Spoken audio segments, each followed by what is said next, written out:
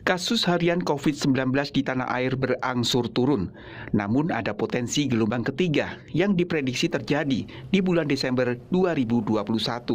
Indonesia telah mengalami 2 kali gelombang infeksi COVID-19. Gelombang pertama terjadi di awal tahun 2021, di mana kasus harian tertinggi tercatat pada 30 Januari dengan 14.518 kasus.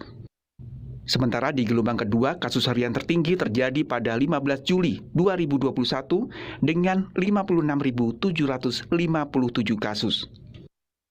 Menteri Koordinator Bidang Kemaritiman dan Investasi Luhut Binsar Panjaitan menegaskan, pemerintah saat ini sudah siap mengantisipasi gelombang ketiga. Dalam studi tersebut, jumlah kasus disarankan ditahan pada tingkat 10 kasus per juta penduduk per hari, atau dalam kasus Indonesia di sekitar 2.700 sampai 3.000-an kasus. Saya yakin kita bisa mengendalikan kasus pada angka tersebut dan kuncinya adalah 3T, 3M, serta penggunaan peduli lindungi dan vaksin yang masif.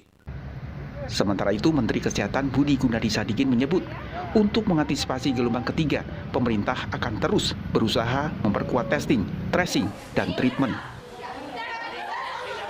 Untuk menyempurnakan platform lacaknya kita, ya, jadi proses lacaknya kita ini agar benar-benar menjadi jauh lebih siap kalau nanti ada gelombang ketiga yang datang, atau juga kalau nanti memang sudah beralih ke endemi. Karena dengan fungsi pelacakan yang baik, tracing yang baik, kita bisa dengan cepat melakukan analisa klaster mana atau mikro lockdown mana yang harus kita lakukan. Tidak usah dalam skala besar.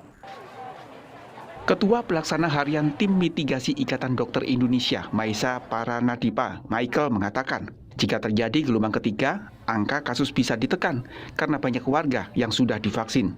Namun pemerintah harus tetap menyiapkan mitigasi.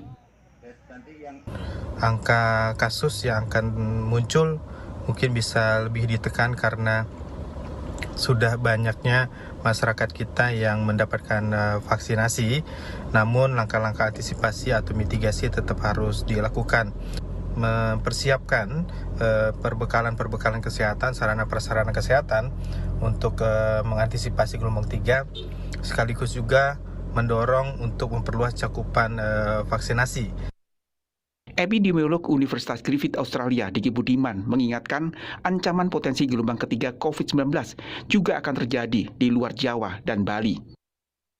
Potensi gelombang ketiga ini memang kontributornya luar Jawa maupun perifer Jawa Bali, tapi sebetulnya indikatornya bisa dilihat dari apa yang terjadi nanti di Jakarta, dan ini sudah mulai terlihat. Dan ini jadi catatan penting karena apa?